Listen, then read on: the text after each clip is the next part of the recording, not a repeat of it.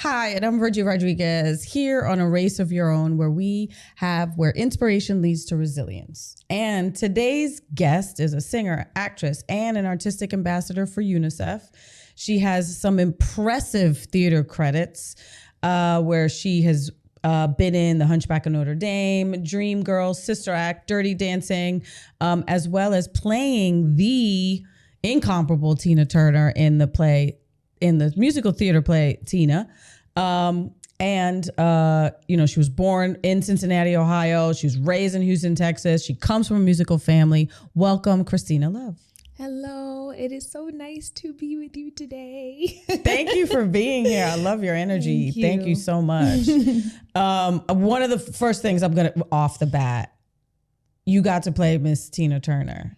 Oh my goodness. And you got her blessing. I did. So can we start there? Yes, we absolutely can, because when I talk about it now, especially since her passing, I realize how monumental that was and how special of a moment it was. So I went through an audition process and I was like, okay, I'm going to see if I can do this thing. And I eventually got the role, and she was a huge part of developing the show. And a big thing that was important for her was that she got to meet the girls that would play her. She was not playing about that. She was like, I want to feel the energy. I want to sense who the person is, how they'll portray me.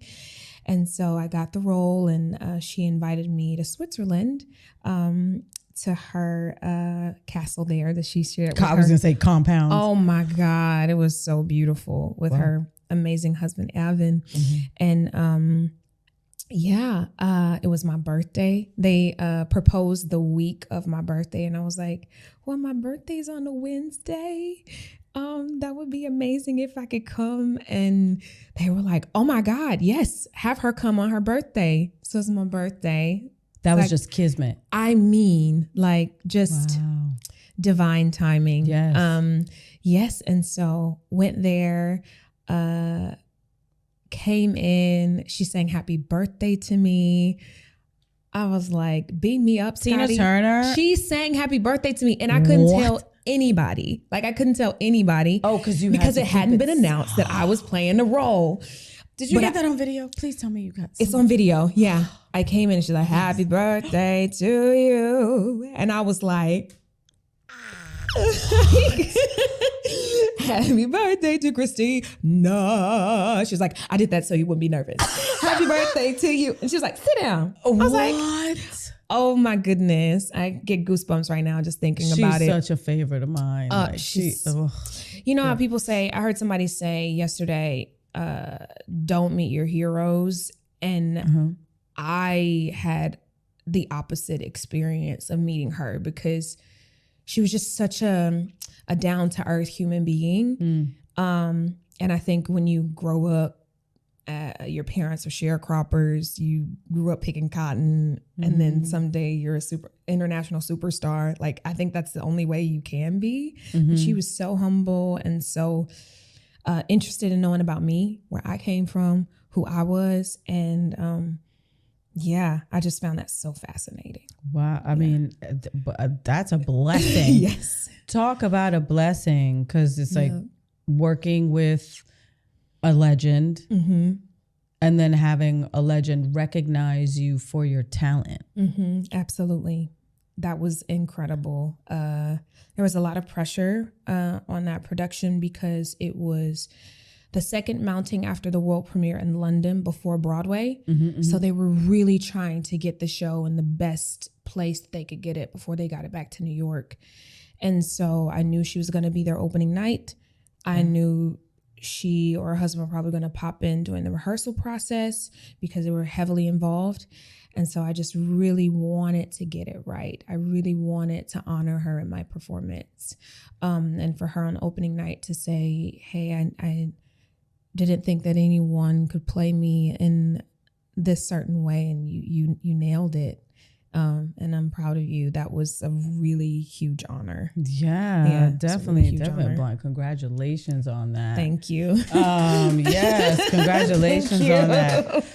Because that's a big thing. You know, you have to almost had to walk in her shoes in that sense of having to play her, right? Mm-hmm. So I can imagine all kinds of, as a performer, all kinds of thoughts going through your head. Absolutely. And like, I just need to make her proud. Absolutely. Right? Yes. It's not often that you get to play a living legend. And so there is a great sense of opportunity that comes with that, because there's an actual source that you can go to and pull from. But also there's the pressure of the performing to the level that this person performed at, because people that came to the shows actually had seen her live, and they were expecting to see the person that had captivated them, and people that love her are expecting to see her on stage. And so you just really want to honor that. And she took a lot of pressure out of it, though, because we started talking and she said, okay, number one, don't you imitate me. There'll only be one of me and one of you. And she told me, Kristina, I want you to find your voice, yourself within my story, and tell that story. Be truthful to the things that are truthful, but also try to find yourself within that, because every person is unique, and there's no way you can be 100% me with being 100% yourself. So try to find that happy middle ground where you can honor both yourself and me in the story. Do you feel like that's a piece of advice that you take with you now in everything that you do, like telling your story in that sense? Oh my goodness. Yes. That's a really great question. And I think that is a very important aspect to acting and embodying stories, and trying to find a way to communicate and find a way of empathy, even though you may not have gone through the same thing as that person, but to find similarities within yourself and that person to really tell a truthful and honoring story. So yeah, I try to take that with me in my professional career, but also in my life. I find it that no matter how you find people, we all come from somewhere. And so even though you may not be able to fully understand an individual, you can see that everybody started as a child and started in a social environment that eventually shaped them to become the people they are today. And that helps me kind of navigate the intricacies of professional life and the world in a different way.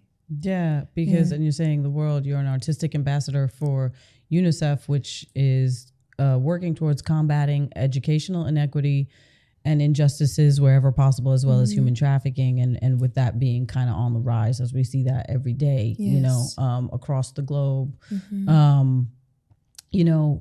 How important has that been in your career now, moving your artistic world, right? Being this ambassador. Can you talk to us a little bit about what that means, being artistic ambassador for UNICEF?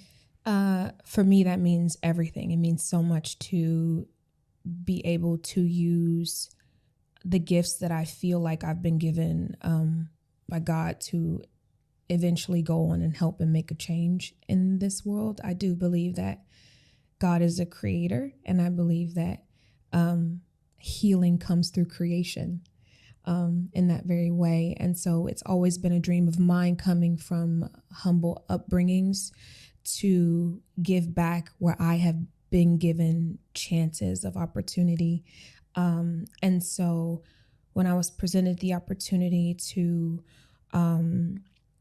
take part of fundraising for certain causes around the world, I saw it as just the biggest gift ever, because I could use my voice and I could share my gifts to help somehow bring relief to those that don't have the luxury of pursuing their dreams just because of geographic location or of cultural environment. And so that has always been my dream. Like when I was little, I just had this thought, I want to be something. When I was little, I was like, I want to be famous so I can do amazing things. And like bring light to causes and help people. I just want to help people in a way that I was helped and given opportunities and scholarships and things like that, just to have a better present. Yeah. Right. Right. Being like a beacon of light in this world. Absolutely. Especially now more than ever. Oh my goodness. You know, using your talents is what I'm hearing, you know, and your gifts. Yes. In that way. Yes.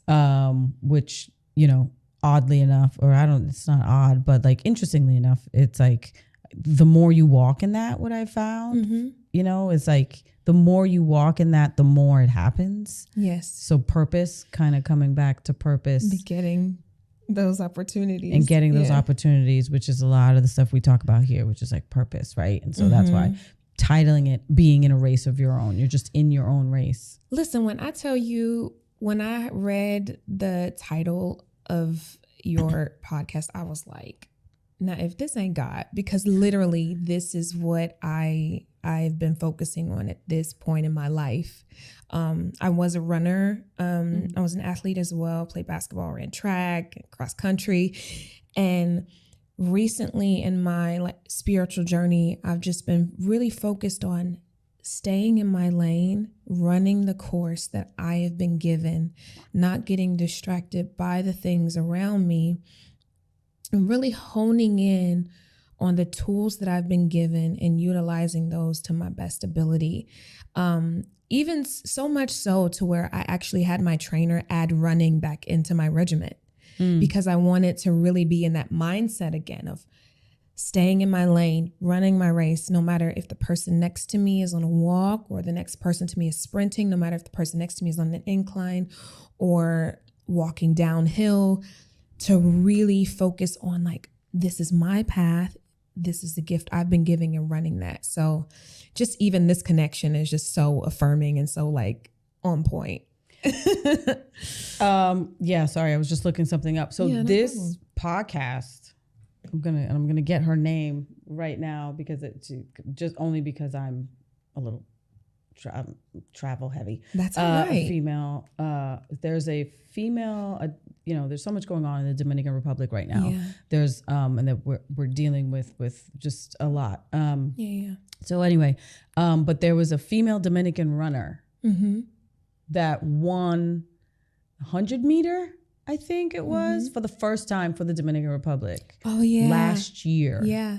I think it was, I can't remember if it was Olympic qualifying or not, but she was the first time a Dominican runner had ever run and or had won that gold medal. The first time a Dominican male runner had run was Felix Sanchez for the Olympics. Amazing. And he had won twice. And I remember when he won the first time, he literally like broke down crying because it was like his grandmother and he was like first time for the country and whatever. Yeah. And so Maria Nelly, I think is her name, and her name is slipping me right now. Excuse me. But I named this podcast after something that one of the sportscasters has said during that race, which was she's in a race of her own because her lead was so far from the other girls that he's like, she's just in a race of her own. And it was just so emotional, but it was also very inspiring because I was just like, it just clicked for me at that moment. That sometimes just in life, like just I was actually watching something that we just need to be in in our lives. Absolutely. Right? Like just stay focused in our lane. There's so many distractions. Absolutely. There's so many things happening on the outside world that if you get caught up in that, which is normal, which is human, it's gonna happen. But if we could just stay in our own race and worry about our race, I think we would get so many more things done. Easier, quicker. So having this tie to Unicef and making it more about just your own race, right? But trying to bring that to the world is it's inspiring and impressive too, right? Because not everybody uses their gifts in that sense. That's why we've been given them. I believe wholeheartedly that's why we've been given the gifts that we have, whether your gift is running, whether your gift is finance, whether your gift is speaking to people, being charismatic, telling stories. We've all been given these gifts to somehow benefit this experience we have on this plane. And yeah, I think if we had more people that were actually following that, we'd have a better world, actually. We would totally have a better world. Marilevi Paulino, that was her name. And she won last year. Amazing. So yes. And I just, it would be a better world. And I just, too much other stuff out there distracting too many folks. Yes. You've also performed with Oscar and Tony Award-winning composers. And I think I'm saying his name right. Benj, Pasek, Pasek, and Justin Paul, right? And so, when you work with people kind of at that level, right? And at that, Tina Turner, I got nothing beats Tina. Nothing beats. I'm like, never mind. I'm like, backwards. I'm like, Tina Turner, never mind. Goodness. No, but and I have it on here because I also like to highlight those folks too. Yes. Like the people that are like, out doing it in the world, yes. Oscar and Tony Award winners. It's a credit. You have it. She has it down here as a credit. So why not? Yeah. Musical theater world is so, I remember for me being a kid, that's kind of where I first started a lot of my, training. It's just a lot of my training, and it's so intense, right? Where was kind of that moment in time for you as a kid that you were like, that's what I want to do. I want to do musical theater. That's the world I want to be in. Was that always something at the forefront? You were saying, because you were also an athlete. So was that at the forefront of my plan? Of your plan? It wasn't on my bingo card at all. It was not on my bingo card. So I've been singing since I was 2 at church, and music has always been a part of my life. And after my mom moved to Houston, I was able to get in lots of different extracurricular activities, and coming from Ohio to Houston, I picked choir as my elective, and the choir teacher didn't really know who I was from Adam. And 2 of my friends that were in the class were like, "Oh no, you can really sing. Let's take you to Mr. Morgan and tell you." And then I sang for him, and he was like, "We're changing your schedule right away." So they changed my schedule, put me in advanced choir. Then he had me audition for a national choir in the US. I was selected in that national choir. And then from then on, I was in choir competition mode. So I started training classically when I was 12. So I've been singing operas, operettas, all of that sort of arias, art songs. Those were my jam. Yeah. And on the side, I did my basketball, track, cross country thing. And getting into high school, our team was really good. And it was projected that we would be championship bound in the next season. And I've been playing with these girls since I was 11. So I was like, okay, this is what we're doing. Still doing choir, still doing those things. And my friend, Adam, came to me and said the theater teacher had seen me win the talent show that year, my freshman year of high school. And it was the next year, and he was like, she asked, could you come audition for the musical? Because there's a role that will be there, and we don't have anybody that can play that role. And I was like, okay, musical, I'll do it. And I think my audition song was If I Ain't Got You by Alicia Keys, and because I sang that at the talent show, and then maybe the national anthem. And so I sang those songs, got the role, and then I had to choose between my championship bound basketball team and the musical. And I was so torn up about it because I really felt the gravity of the moment in a way. And I went to my mom and I was like, Mom, I don't know what to do. And she was like, I'm not going to tell you what to do, but you've been singing since you were 2. I want to see you in a musical before you graduate. And I was like, oh, okay, I'll do it. And so, I mean, I even still tried to go to open gyms and like scrimmages. I still tried to like halfway hold on to it. But then I just fully jumped in and did the musical. And it opened my eyes to just an amazing new world. And in Houston, we have a high school version of the Tony Awards called the Tommy Tune Awards. And our school's musical was nominated for Best Musical. And they did my number at the awards show. So it's a huge thing. So like people come to the award show in limousines. It's like a thing. Like Felicia Rashad and Debbie Allen had been presenters the first year that I was there. Jennifer Holliday was a presenter. So it was like for real. Major. For real. Like I was like, this is for real. Yeah. The symphony is playing for us as well. So it was like huge. Mm-hmm. And I remember before I went out on stage, a friend of mine, he said to me, he's like, "Oh, Love, I bet you never thought you'd make it to something like this." And I went, "Oh yeah, you're so right." And I go out on stage and I start singing my number and I have an out-of-body experience while I'm on stage. It's like I can feel the orchestra in my bones. Like I can feel the sounds. I can see the sounds. Mm-hmm. And I just remember whispering in my soul, I was like, "Oh God, I don't want to do anything but this. Like I just want to do this."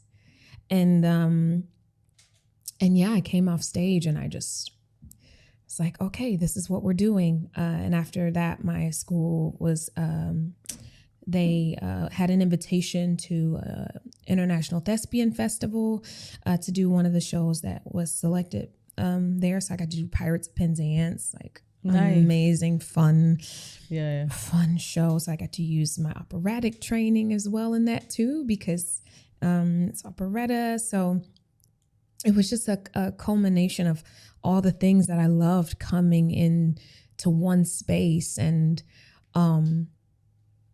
it was just really special. We also had I had an African-American dance teacher, and he was just everything. And I just, he just really made us better and made us want to be really amazing. And so that was really great. I didn't start dancing till I was 15.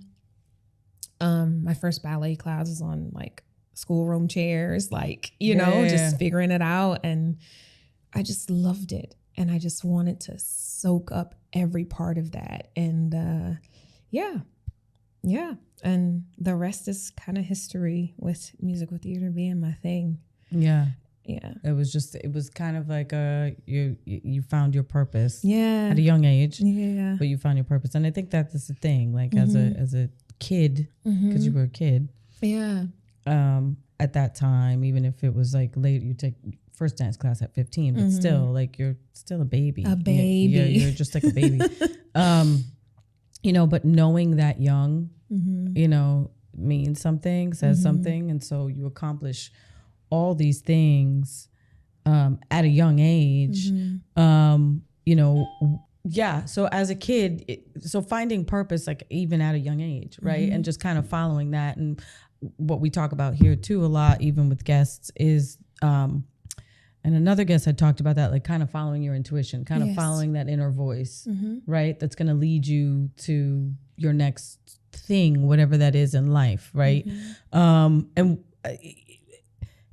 when it comes to performing, right? And what I found, like the burnout. Yes. The burnout of it. And I can imagine a show like Tina, I didn't get to see it, and I haven't gotten to see it, but that show I can imagine is so taxing, right? Yes. Big show, high level, big songs, probably big dance numbers. Big story. Emotionally. Every night. Yeah. Right. Yes. How do you find your balance in all of that?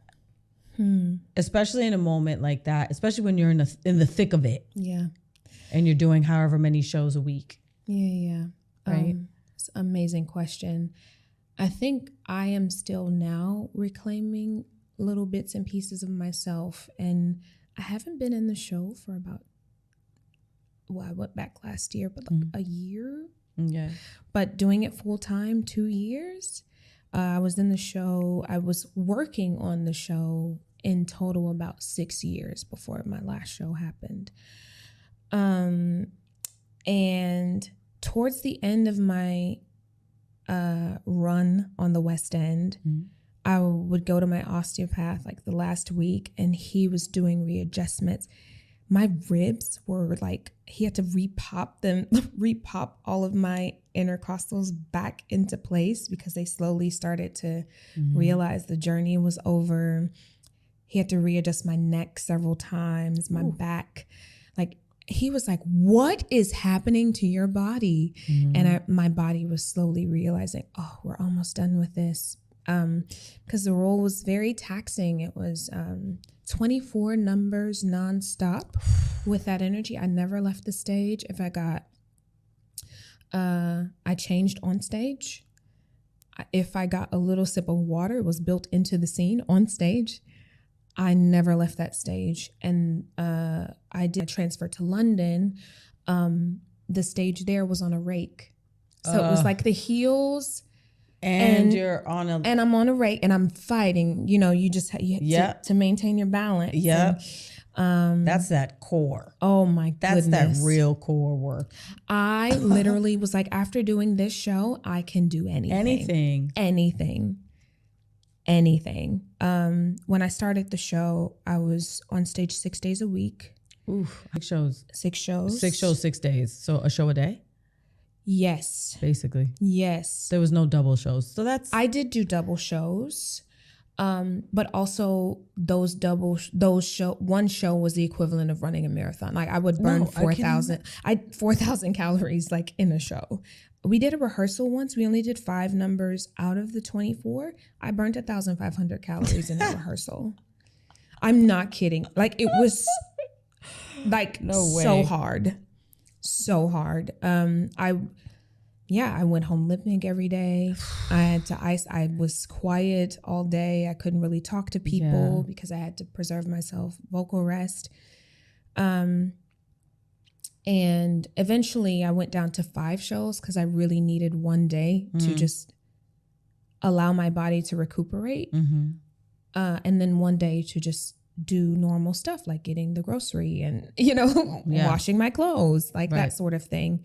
But yeah, it was very, very hard. And also the way I played it, I always had the conviction that every number is going to be 100%. Because I felt like as well, I had this internal pressure of honoring the woman that I met and had the opportunity to spend time with, and honoring her story, honoring my ancestors, because also there's a part of me that connects with that story too. My family comes from Gatlinburg, so not very far away from Nutbush, like Tennessee. I just really felt so many aspects of her story, being an African American woman who had grown up in the Midwest, the South. She also moved to St. Louis, so it's all that Midwest Southern connection. I just felt really connected to her story, and I really wanted to honor it. So there was no phoning in anything. So I'm really, really grateful for that experience. But it's taken me a while to find the pieces of myself again, and I think as well, I tried to do a lot of proving to myself that I was worthy of the opportunity I was given. And I felt like I was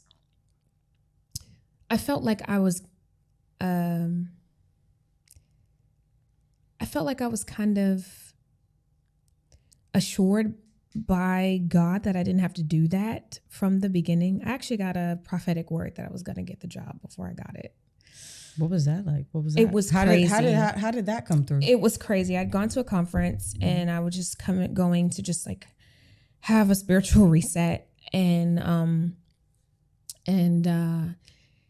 And the pastor had opened everything up for prayer. And he was like, yeah, if you feel like you get an impulse or, something for someone, just feel free to declare it over them, during this time.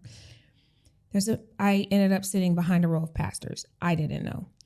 One guy turns around and looks at me. He says, I see promotion coming to you from a king in your industry, and it's going to come through your voice. And I was like, what are you talking about? What? And I had actually broken up this trip because I had to go back to my audition. And I didn't want to do it because I really needed a reset because I was just so also burnt out from doing the shows that I was doing before. But he was like, yeah, he was like, and you don't work in the church, you work outside of it. He's like, yeah, you're going to know it's from the Lord because it comes from the world.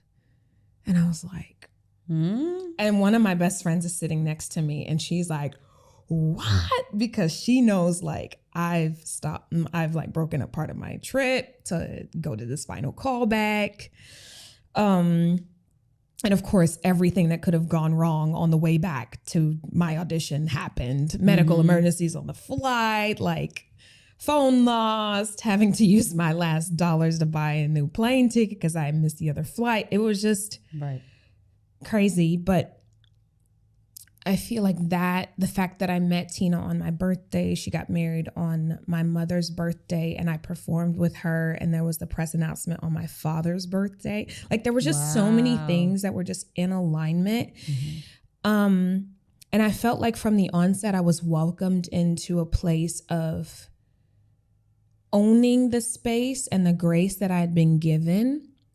But sometimes you just feel like that's not enough. You have to have empirical proof. You have to prove your worth and yourself. And so I feel like I was invited into that from the beginning, into that grace. But I know the way of work. I know the way of toiling. And so I feel like I had been given that invitation, but I hadn't taken it during the buildup and during my performance of things. I couldn't just trust that I have this grace and who I am is enough. And so I will say, coming from that experience, I have embraced more my permission to exist in a space is merely it's just validated by my existence in that space. I don't have to earn my way. It's just as intrinsic as, just my value. It's grace, like the air I'm breathing. It's that. And so I'm really grateful for that. I did experience a lot of burnout, but man, you never lose. You always learn. You never lose. If you win or you learn. And so, yeah, I feel like I've learned a lot from those moments of burnout and really reclaiming who I am and knowing that no matter what's around me, no matter what anybody says, I'm here and nobody can take that away from me. Yeah. Yeah. And that is so true when it comes to the losing. Right. It's win or lose. It's kind of and then I've had, friends say and people say, you can't compete where you don't compare. Right. Yes. And when it comes to others and being in this industry, because it's tough and you have to always be on the cutting edge of whatever you're doing and wherever you're at. And you have to be the next and you have to be the new and you have to be the whatever. And it's kind of not wait, you get to a certain point. I don't know for you, but I know for me, it's no, I'm in competition with myself. Yeah. And I don't look at it as this losing, you're saying. It's just that's why it happened.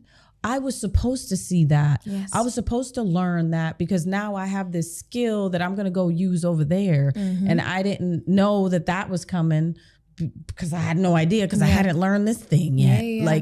So it's kind of the balance of all those things. And I know growing up, especially like auditioning, right? Oh, you have man. to have a certain skill. You have to have a certain resilience. You have to have a certain skin to get in a room and audition with 500 other people. Absolutely. You know, but you kind of just get to a point where it's like, I know my talent, right? Like I know what my strengths, I know my weaknesses, and maybe I didn't get that job because I wasn't supposed to get that job. That part. But I went through that whole journey of that whole audition process and maybe even got to the end but what were all those little lessons I learned along the way about myself, about my talent, about my showing up on time or dressing a certain way or looking a certain way or whatever. And the people I got to meet, because this life is all about oneness and connectivity and I just really believe that as well. You mean it's not about a select few?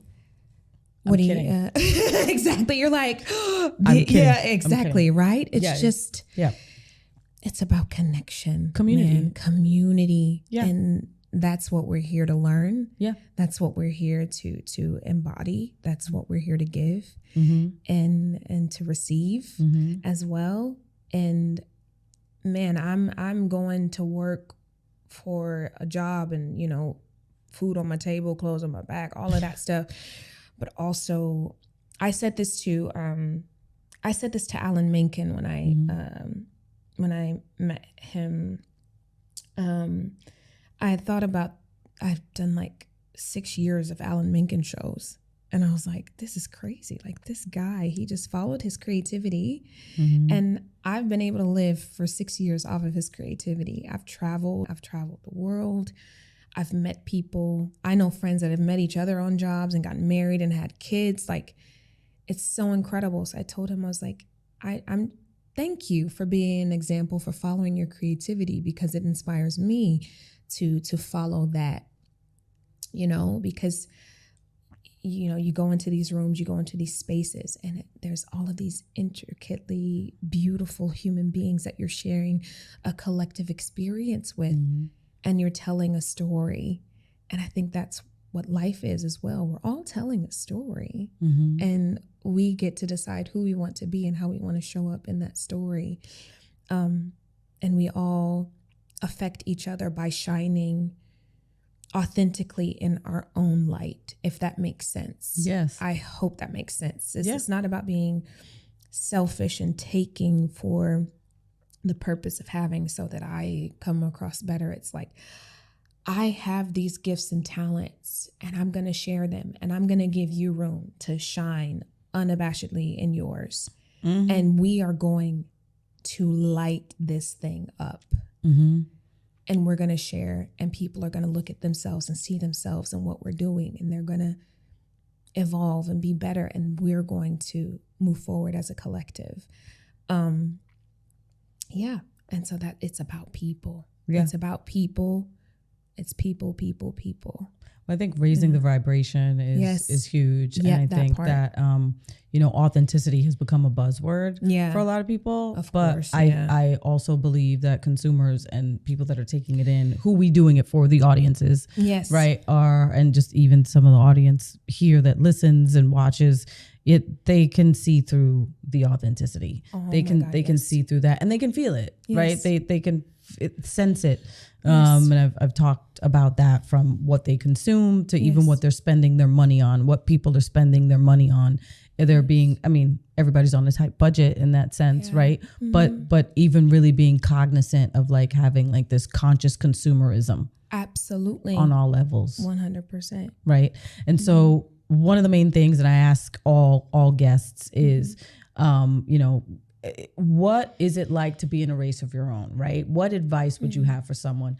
Sometimes we go up, you know, the hill, down the hill. Sometimes we plateau, and sometimes we're just at a crossroads and there's just tumbleweeds and we don't really know what's going to come next. So what would you say for someone that either wants to get into musical theater or in entertainment, or finds themselves, you know, not ever losing, wanting to continue to learn, right? What would you say is some good feedback to want to stay in a race of your own? That's an amazing question. And I really do believe, as an encouragement to stay in the race of your own, would really be to recognize that the thing that you think makes you so weird and so odd is actually your superpower, and to own it. Like, own your superpower, because that's the way. That is the way. I think about something just as small. I used to get bullied for my lips all the time. Why? Because they were so big.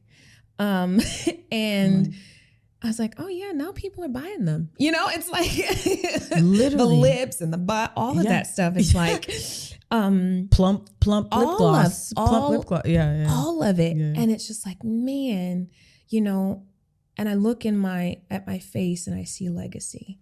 You know, and I think that also is reflective on, you know, staying in a race of your own, because it's legacy that you're building, and you've been given intrinsic skills and talents, and there's gifts put inside of you, and the things that cause you to rub against maybe environments that you're in is often the thing that you're called to exhibit and to share and to show light. We're all mirrors to one another. I always would feel like, oh man, I feel like who I am is a liability to where I'm called. And I don't like that. And what's great, like the mirror is like, sometimes that reflection is showing you something that you really need to work on. Absolutely. And you're like, I don't like that. Yeah. When I first realized what I'm manifesting is really like what's in this movie we call life. Like, you know what I mean? Like, if I'm seeing a scene and I don't like it, it's like, how did I bring this in? I don't like this. You know what I mean? So, yes. Or what light am I meant to shine in this situation? Because I find as well, I'm like, I actually genuinely believe that people at their core are good. And I love people, and I, you know, it's like, and for a lot of people that have been, you know, have experienced a lot of life, I have as well. But I've chosen to believe that at the core of us all is beauty and light. And I have found that I thought that was a liability, that I always had to come into rooms suspicious, because I found that, you know, people would say, hey, you gotta watch out there. You gotta be careful. You still gotta watch out. You still do. But I find that the more you're connected to your authenticity, the more you're able to spot those things. Like, they're blaring. You don't have to tell an animal in the wild if there's a if there's a predator, they're like, everything just kind of, you feel the energy shift in the room. And so, I find that really honing into that inner voice, that inner call, I feel like we're all able to navigate intricacies and run the race of our own. Because I also feel like everywhere I think that where we are placed, there is always supply for us to live. I believe that God is love. And I believe that love wants the thing that love creates to flourish.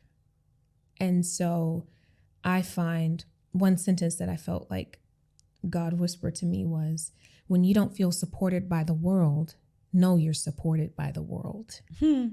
So when you're not supported in the world that you're around, you're on a planet where the trees literally filter oxygen, like filter these things for you. Like, we put seeds in the ground and it grows stuff that we eat. Like, we're supported by a higher law, a higher love. And so even when the circumstances around you don't seem conducive to your development, there's a higher law that is rooting for you, that wants you to succeed and wants you to hone in to all of those things you've been given to shine. I keep hearing that song. Was it Robert Palmer, Higher Love? Yes, such a great song. It just resurfaced. They did, I think Whitney Houston did a version of it. Oh, did she? And it was really famous. It came out. years ago. Yeah, I don't know why I heard the song, but yes, I agree. But the original. The original. The OG. The OG. Thank you so much, Kristina, for being here. Thank you for having me. So appreciate you sharing your energy, your time, your talent. Thank you. Where can people find you? You can find me on Instagram at Kristina Love Official. My TikTok is currently being revamped. So come to my Instagram and then I'll link you to my TikTok eventually. Okay. Yeah, but yeah, that's where I can be found. I look forward to connecting with you guys. Yes. Thank you so much. When we get the opportunity to connect again. Yes. Thank you for this. No, I appreciate it. Thank you so much. I really do. I love it. Thank you for sharing your time and your energy. So this is Virgie Rodriguez with A Race of Your Own. Comment, subscribe, let us know what you want to hear next. Ask us some questions and peace. See you later.